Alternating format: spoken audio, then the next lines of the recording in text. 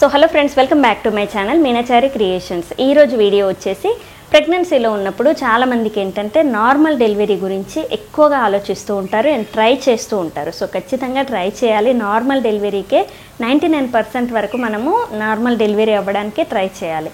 So bed rest ఎవరికైతే ఇస్తారో వాళ్ళు వదిలేయండి, కానీ బెడ్ రెస్ట్ లేకుండా బేబీకి ఎలాంటి అబ్నార్మాలిటీస్ లేవు, మీరు కూడా గర్భిణీగా ఉన్నప్పుడు ఎలాంటి ప్రాబ్లమ్స్ లేవు అన్నప్పుడు మనం ఖచ్చితంగా నార్మల్ డెలివరీకే ట్రై చేయాలి. సో అందులో మెయిన్ పార్ట్ వచ్చేసి food items and exercise. So ఈ రెండు మనం కరెక్ట్గా చూసుకుంటే సరిపోతుందన్నమాట. ఫుడ్ గురించి మనం చాలా వీడియోస్లో షేర్ చేసుకున్నాము. సో ఈరోజు ఎక్సర్సైజెస్ గురించి చెప్పుకుందాము. సో ఆల్రెడీ ఇవి కూడా నేను చేసి కూడా చూపించాను, కానీ చాలామంది ఏంటంటే నార్మల్ డెలివరీ గురించి exercises and baby head fix అవ్వడానికి కొన్ని ట్రిక్స్ చెప్పమంటున్నారు. సో దాంట్లో మెయిన్గా ఇవి వస్తాయన్నమాట. సో దాని గురించే ఈరోజు వీడియో. సో మెయిన్గా ఫస్ట్ మీరు చేయాల్సిన ఎక్సర్సైజ్ ఏంటంటే బటర్ఫ్లై ఎక్సర్సైజ్. సో కింద కూర్చోలేకపోయిన వాళ్ళు బెడ్ మీద కూర్చొని కూడా చేసుకోవచ్చు, లేదా సోఫా మీద కూర్చొనైనా మీరు చేసుకోవచ్చు, ఈజీగా ఉంటుంది. కాకపోతే కాళ్ళు వీలైనంత వరకు కూడా కొంచెం ఫోల్డింగ్ అనేది బాగా చేసుకొని ఆ కాళ్ళని బాగా మూమెంట్ ఇవ్వాలి. సో బటర్ఫ్లై లాగా ఇలా కాళ్ళని 2 మూమెంట్స్ అనేవి ఇస్తూ ఉండాలి. అలా ఒక 2 సెట్స్ చేయండి, అంటే ఒక 60 టైమ్స్ దాకా చేయండి. లేదంటే మీకు వీలు అవ్వట్లేదంటే 10 అలా చేసుకుంటూ ఒక 30 వరకైనా చేయండి. 1 సెట్ అయినా మీరు చేయడానికి ట్రై చేయండి.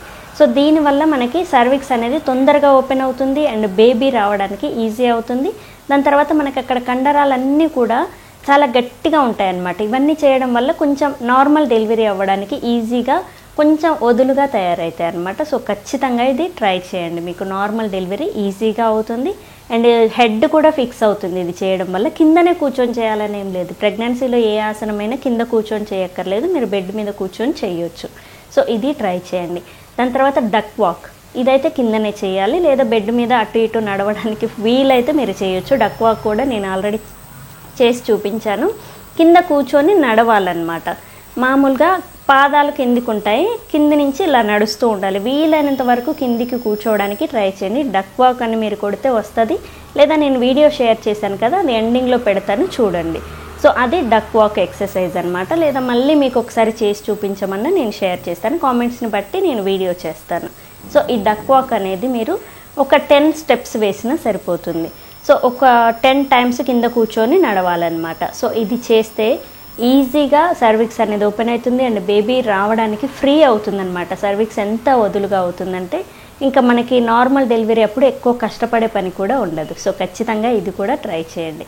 అండ్ దాని తర్వాత ఇంకొకటి వచ్చేసి బ్రీతింగ్ ఎక్సర్సైజ్ అనమాట. సో బ్రీత్ ఇన్ అవుట్ అనేది పుషింగ్ అనేది మీరు ప్రాక్టీస్ చేయాలి. సో ఇది మీరు ఎక్కడ కూర్చొనైనా నిలబడైనా ప్రాక్టీస్ చేయొచ్చు. సో 4 టైమ్స్ బ్రీత్ ఇన్ తీసుకొని ఒకేసారి పుష్ చేయాలి బయటికి, బ్రీత్ మొత్తాన్ని ఒకేసారి వదలాలి. సో 4 సార్లు శ్వాస తీసుకోండి, ఒకేసారి వదిలేయండి. మొత్తం తీసుకొని వదలడం ఇలా కాకుండా 4 టైమ్స్ అంటే బిగ్గరగా శ్వాస తీసుకొని ఒకేసారి పుషింగ్ అనేది నేర్చుకుంటే డెలివరీ అప్పుడు మీకు ఈజీ అయిపోతుంది అనమాట. సో వాళ్ళు పుష్ చేయమన్నప్పుడు మీరు ఒక 4 టైమ్స్ లేదా 1 టైం అయినా గట్టిగా శ్వాస తీసుకొని ఒకేసారి పుష్ చేయాలి. మాటికి అంటే వాళ్ళు పుష్ చేయమన్న ముందుకే చేయొద్దు. ఎప్పుడైతే వాళ్ళు పుష్ అని చెప్తారో దానికి మనం ముందే ప్రిపేర్ అయి ఉండాలి. సో ప్రిపేర్ అయి ఉంటే వాళ్ళు పుష్ చేయమని చెప్పగానే వెంటనే పుషింగ్ అనేది గట్టిగా ఇవ్వచ్చు, బేబీ బయటికి రావడానికి ఈజీ అయిపోతుంది అనమాట. సో ఇది మాత్రం మీరు ఖచ్చితంగా ప్రాక్టీస్ చేయండి. ఈ 3 ఈజీయే.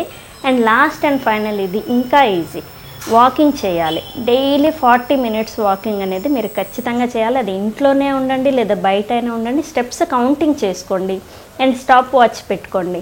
సో స్టాప్ వాచ్ ఏంటంటే మీరు కరెక్ట్ 40 మినిట్స్ దాకా ఖచ్చితంగా నడవచ్చు. కొంచెం ఇంట్రెస్ట్ వస్తుంది నడవడానికి కూడా. సో కౌంటింగ్ అయినా చేసుకోండి.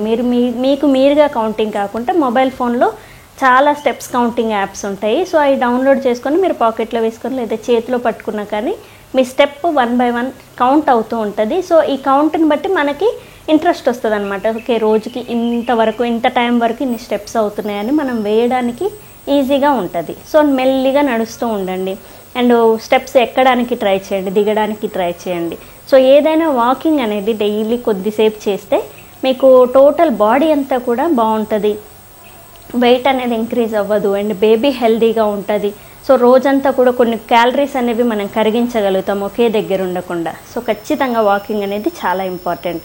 సో నార్మల్ డెలివరీ అవ్వడానికి మీరు వీటితో పాటు ఫుడ్ ఐటమ్స్ కూడా చూసుకోవాలి. అండ్ మీరు ఒకవేళ వీలైతే మీ పనులంత వరకు మీరు చేసుకోవడానికి కూడా ట్రై చేయండి. సో ఇవన్నీ ట్రిక్స్ మీరు ట్రై చేస్తే నార్మల్ డెలివరీ ఇవ్వడానికి అవకాశాలు ఎక్కువగా ఉంటాయన్నమాట. సో ఖచ్చితంగా ట్రై చేయండి. సో చూసారు కదా ఈరోజు వీడియో, నార్మల్ డెలివరీ అవకాశాలు పెంచే ఎక్సర్సైజెస్ గురించి అండ్ కొన్ని ట్రిక్స్ గురించి మనమైతే ఈరోజు వీడియోలో షేర్ చేసుకున్నాం. సో రేపటి వీడియోలో ఇంకొక మంచి టాపిక్తో మేము ముందుకు వస్తాను. Thank you. Please subscribe my channel Meenachari creations. Thank you.